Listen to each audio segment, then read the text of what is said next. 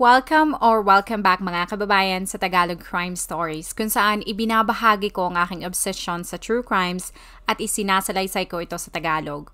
Kung gusto mo ang ganitong contents, make sure to subscribe at turn on all the notifications para lagi kang updated sa mga bago kong videos.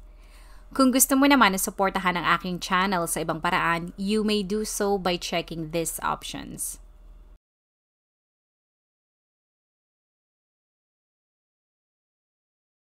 Ang Monterey, California ay isang lugar na pinapaligiran ng mga magagandang beach at napakaraming mga outdoor activities.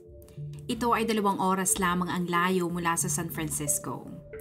At isa sa mga lugar dito ay tinatawag na Fort Ord na dating base ng militar kung saan naninirahan dito ang libu-libong pamilya na parte ng United States Army. Noong 1998, isa sa mga pamilya na piniling manirahan dito ay ang pamilyang Williams. Ang pagsasama ng Filipinang si Alice at ang Amerikanong si Michael Williams ay nagbunga ng 3 anak na sina Michael Jr., Jennifer at si Christina. Dahil sa lumalaki nilang pamilya, si Alice ay piniling maging isang full-time stay-at-home na ina, habang si Michael naman ay nagtatrabaho bilang Chief Petty Officer sa United States Navy. Si Christina Marie Williams ay ipinanganak noong May 1, 1985 sa Okinawa, Japan. Dahil sa ang kanyang ama na si Michael ay parte ng Navy, normal lang sa kanila ang magpalipat-lipat ng tirahan. Bukod sa Japan, ang kanilang buong pamilya ay tumira sa Pilipinas at Hawaii. Pero noong 1997, inilipat ng base si Michael sa Fleet Numerical Meteorology and Oceanography Center sa Amerika. Kaya ang kanilang buong pamilya ay nakarating at tumira sa Seaside, California sa kauna-unahang pagkakataon. Si Christina ay inilarawan na isang maganda at mahiyain na bata. Pero nang ang kanyang pamilya ay lumipat sa California, ay tila nagustuhan niya ang lugar at nagkaroon agad siya ng maraming mga kaibigan. Noong 1998, nakatapos siya ng high school sa Fitch Middle School kung saan parte siya ng choir at nagkaroon siya ng magagandang mga grado. Kung tatanungin mo ang kanyang ama na si Michael, inilarawan niya si Christina na isang bata na halos matatawag mong perpektong anak. Ang dalagita ay mahilig sa musika, mga teddy bears, mga hayop, at kapag siya ay may libreng oras, mahilig siyang gumawa ng mga artwork na inilalagay niya sa kanyang kwarto. Ayon kay Alice, pagkatapos ni Christina na makauwi mula sa eskwelahan, ay agad itong pupunta sa computer na nasa kwarto nila mag-asawa at magda-download ito ng mga cute na mga litrato ng mga hayop tulad ng mga aso at mga kabayo. Pagkatapos niya itong ma-print ay gagawan niya ito ng collage at ilalagay niya ito sa kanyang kwarto at siya ay magpapanggap na ito ay nasa isang art gallery. Noong kanyang 13 kaarawan, binigyan siya ng kanyang mga magulang ng isang aso na pinangalanan niyang Greg. Ito ang lalong nagtulak at naging inspirasyon niya para maging isang veterinaryo. Pero ang pangarap niyang ito ay hindi na matutupad. Noong June 12, 1998, isang magandang araw ito para kay Christina dahil ang kanyang eskwelahan ay naka-summer break. Dumating si Alice sa kanilang bahay mula sa kanyang trabaho at dahil sa pagod ay nagdesisyon siya na umidlip. Bago siya tuluyang makatulog, si Christina ay nagsabi sa kanya na ilalakad nito ang kanyang aso na si Greg sa loob ng military base. Nang pinayagan niya ito ay kinuha agad ni Christina ang jacket ng kanyang kapatid na lalaki, sabay alis. Bandang 7:00 ng gabi, nagising si Alice sa tawag ng kanyang anak na lalaki at sinabi nito na hindi pa umuwi si Christina. Agad silang nag-alala dahil wala sa ugali ni Christina na umalis na lang nang walang pasabi. Kaya agad inutusan ni Alice si Michael Jr. na kunin ang bike nito at ikutin ang kanilang buong lugar. Pagkalipas ng halos 20 minuto, bumalik ito na hindi kasama si Christina. Nang lumabas naman ng bahay si Alice ay nakita nito ang aso na si Greg na meron pang tali pero hindi nito kasama si Christina. Dahil sa sobra niyang pag-aalala, tinawagan niya agad ang kanyang asawa na si Michael pero hindi ito sumagot dahil nasa isang conference call ito.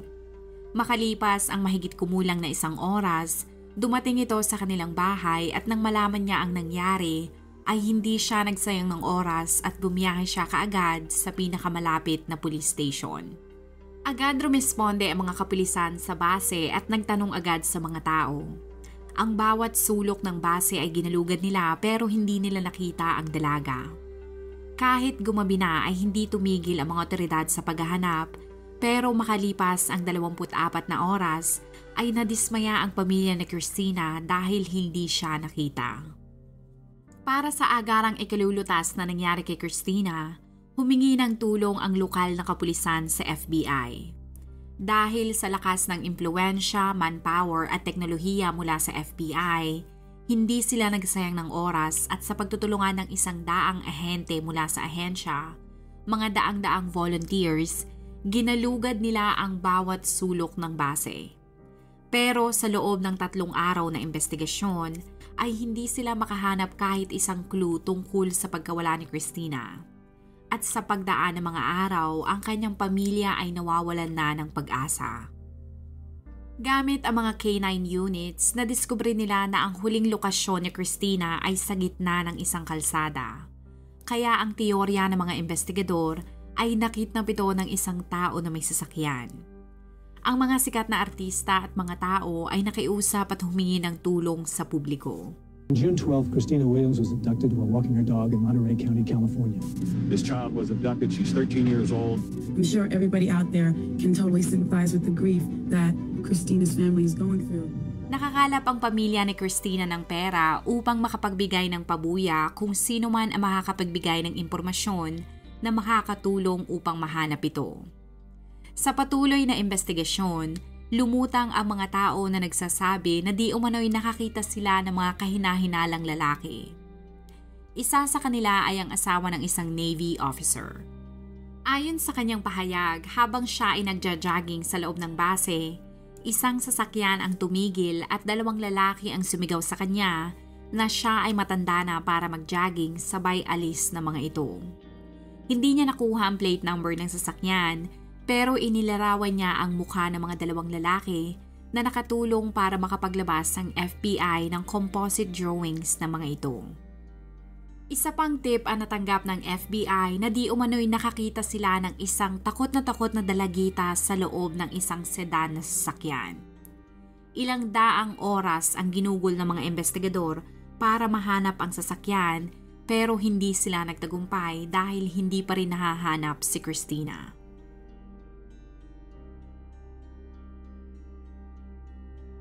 Noong January 12, 1999, isang babae ang nakadiskubre ng isang pangyayari na hindi niya malilimutan. Ang babae ay naglalakad sa isang trail na hindi masyadong nilalakaran ng mga tao.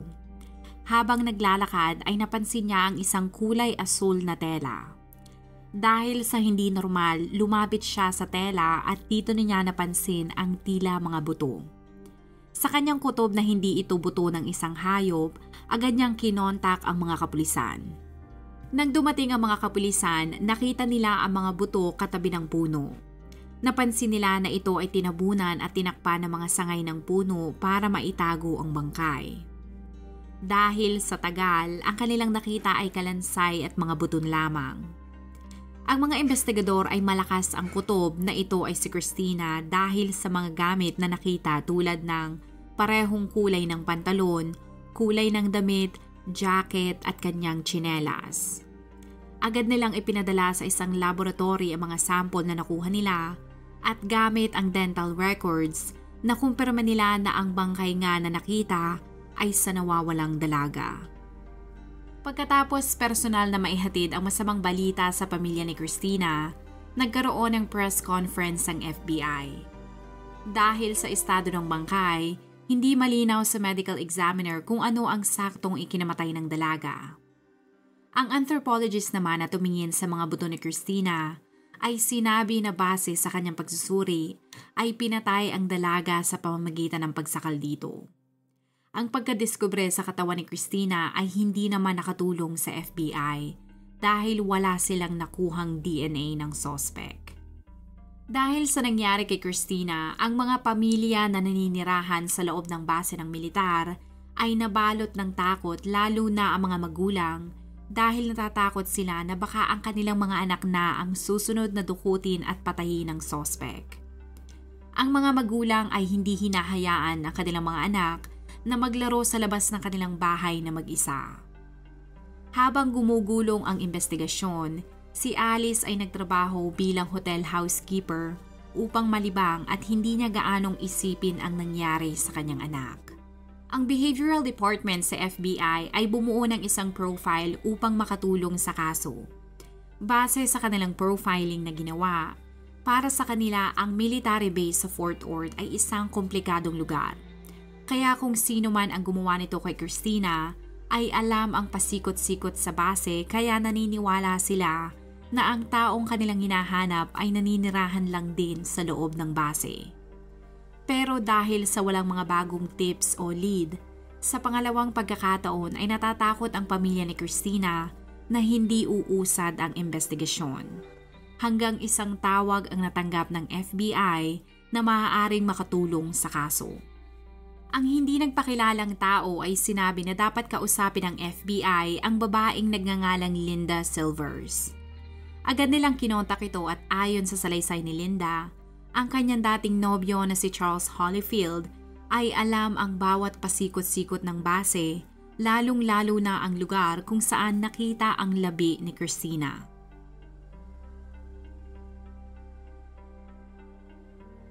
Si Holyfield ay lumaki at nakatira din sa Fort Ord. Ang kanyang ama ay isang United States Army Sergeant. Nang tiningnan nila ang record nito, ay agad silang nagsospetsya dahil si Holyfield ay isang registered sex offender. Ang huli niyang kaso ay ang pagtangka nitong dukutin ng isang dalagita 3 buwan pagkatapos mawala ni Christina. Ito ay nangyari sa Marina, California na malapit lamang sa Fort Ord. Ayon sa report, ang dalagita ay nagja-jogging nang isang red pickup truck ang biglang tumigil at tinangka siyang dukutin. Nanlaban siya at nakatakas na naging dahilan para maituro niya si Holyfield. Pagkatapos ng paglilitis sa kanya, hinatulan siya ng judge ng 25 taon sa kulungan. Nang makausap ng FBI si Linda ay sinabi nito na noong sila ay magkarelasyon pa ni Holyfield, madalas sila sa lugar dahil hindi ito nilalakaran ng mga tao dahil sa masukal ito. Isinalaysay niya na minsan sinabi sa kanya ni Holyfield na kaya siya nitong patayin at itapon ang kanyang katawan sa lugar na yun at hindi siya makikita. Para masigurado ng mga investigador na ang lugar na sinasabi nito ay ang parehong lugar kung saan nakita si Christina, ay nakiusap sila dito na dalhin sila sa lugar na kanyang tinutukoy. At nang sila ay nakarating, ito nga ang lugar kung saan nakita ang labi ng dalaga. Dinalaw ng FBI si Holyfield sa loob ng kulungan sa Valley State Prison sa Chowchilla, pero itinanggi nito na may kinalaman siya sa nangyari. Ayon sa kanya ay noong araw na nakidnap si Christina ay kasama niya ang kanyang nobya na si Lisa Johnson at ang ina nito.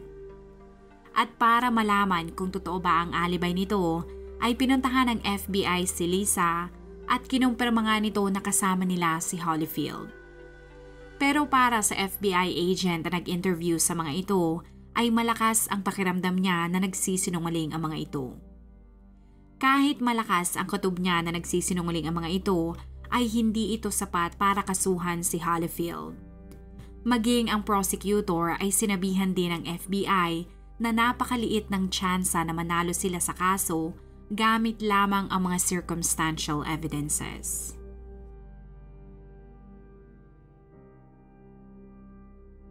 Ang lead FBI agent na humahawak ng kaso ay nag-retire noong 2004 na hindi nare-resolba ang kaso ni Christina. Bagong team ang binuo ng FBI para sa investigasyon at si Special Agent John O'Brien ang naatasan na maging lead investigator sa kaso.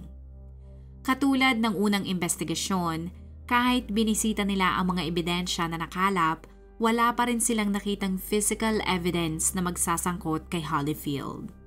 Dahil sa mga bagong teknolohiya na na-develop, ipinadala nila ulit ang mga ebidensya na kanilang nakalap sa isang laboratory pero walang nakitang anumang DNA ang mga ito.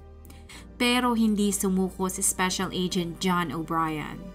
Dinala niya ang lahat ng mga ebidensya sa isang state laboratory sa California na merong mas advanced na teknolohiya. Habang naghihintay ng resulta, binisita niya ulit ang lahat ng mga case files tungkol sa nangyari kay Christina, hanggang nakakita siya ng isang maliit na detalye mula sa isang report na nakakuha ng kanyang atensyon.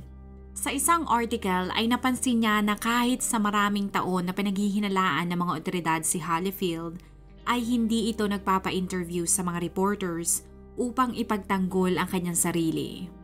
Pero isang reporter na si John DeSantis mula sa Monterey Herald ang pinaunlakan niya ng interview. Base sa salaysay ni DeSantis, sinabi sa kanya ni Holyfield na walang makukuhang ebidensya ang mga investigador na magpapatunay na siya ang nagtapon o pumatay kay Christina sa madamong bahagi ng lugar. Para sa mga tao na makakarinig nito, ito ay tila isang normal na pagtanggi. Pero para kay FBI Special Agent O'Brien, ang kanyang pahayag ay nagpapatunay na siya ang suspect dahil ang eksaktong lugar kung saan nakita ang mga labi ni Christina ay hindi nila isinapubliko. Ang pahayag na ito ay hindi sapat para malitis si Holyfield dahil kailangan nila ng physical evidence. Wala pang ilang araw pagkatapos niyang ipasuri ang mga ebidensya, ang State Crime Lab ay sinabi na meron silang nakitang DNA ng lalaki sa panloob na kasuotan ni Christina. Hindi sila nagsayang ng oras at ang DNA na nakita ng mga eksperto ay inilagay nila sa CODIS database. Para sa mga hindi pamilyar, ang CODIS database ay ang system ng FBI kung saan inilalagay ng otoridad ang DNA ng mga kriminal sa buong Estados Unidos. Wala pang isang minuto, nag-match ang DNA na nakita sa panloob ni Christina sa DNA ni Holyfield. Halos 2 dekada pagkatapos dukutin at patayin si Christina Marie, noong April 2017, sinampahan ng kasong murder si Holyfield. Well, Dan, Aaron, it didn't take long for investigators to focus their attention on Charles Holyfield early on in this case, but they just didn't have the evidence to charge him. Today, prosecutors dropping a bombshell saying they now have DNA evidence. We will be charging Mr. Holyfield with first-degree murder. It was an announcement nearly 2 decades in the making. Prosecutors announcing they will charge Charles Holyfield with the kidnapping and murder of Christina Williams. And they say Ang judge ay nag-set up ng date para sa paglilitis. Pero bago ito magsimula ay nag-waive ng rights for a jury si Holyfield na pinayagan naman ng judge.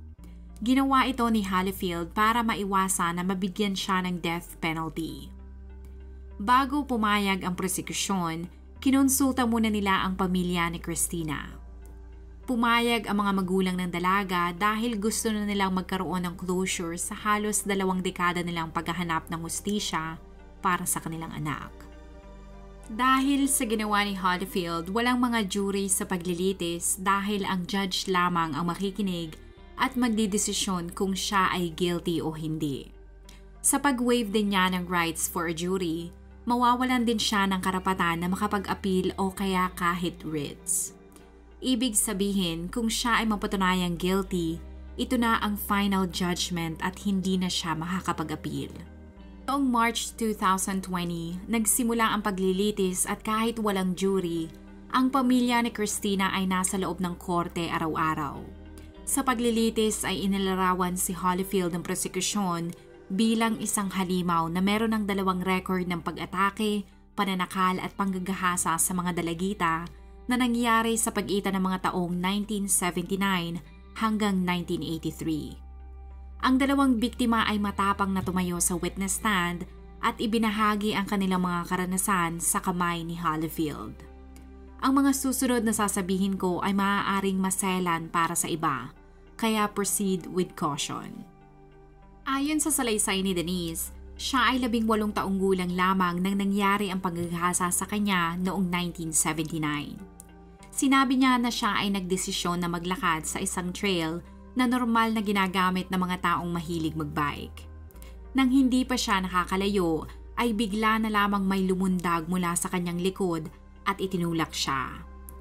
Ayon sa kanya, isang lalaki ang agad dumagan sa kanya at dito na siya nagsimulang umiyak. Pero kahit anong iyak ang gawin niya ay hindi tumigil si Holyfield sa panggagahasa sa kanya. Ang sumunod na tumestigo ay si Dinah. Ayon sa kanya, noong April 1983, bago lumubog ang araw ay nagdesisyon siyang maglakad sa Hopkins Marine Station na malapit sa Monterey Pacific Grove border. Isinalaysay niya na sa kanyang paglalakad ay sinunggaban siya ni Holyfield mula sa likod. Dinala siya nito sa isang masukal na bahagi ng lugar at doon siya sinakal nito habang siya ay ginagahasa. Pagkatapos ay isinakay siya nito sa kanyang sasakyan at ibinaba malapit sa Seaside High School kung saan doon siya ulit ginahasa nito.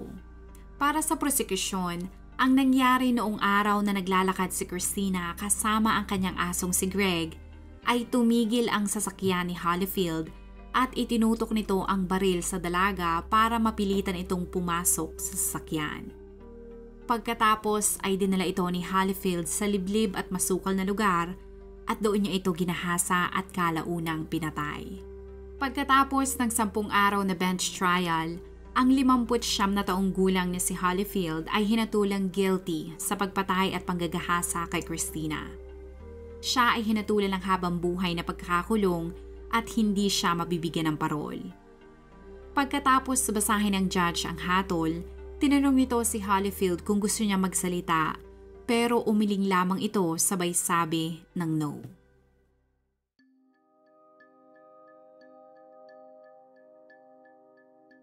As of this recording, si Holyfield ay nakakulong sa Mule Creek State Prison sa California.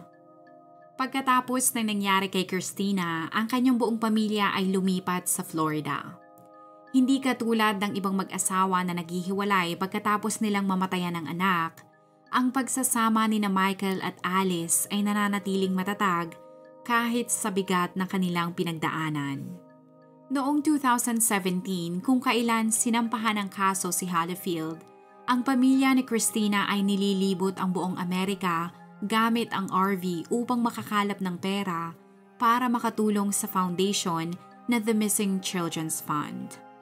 Pagkatapos ng paglilitis, pinasalamatan ni Michael ang lahat ng sangay ng gobyerno na walang sawang sumuporta at hindi tumigil para mabigyan ng hustisya ang nangyari kay Christina.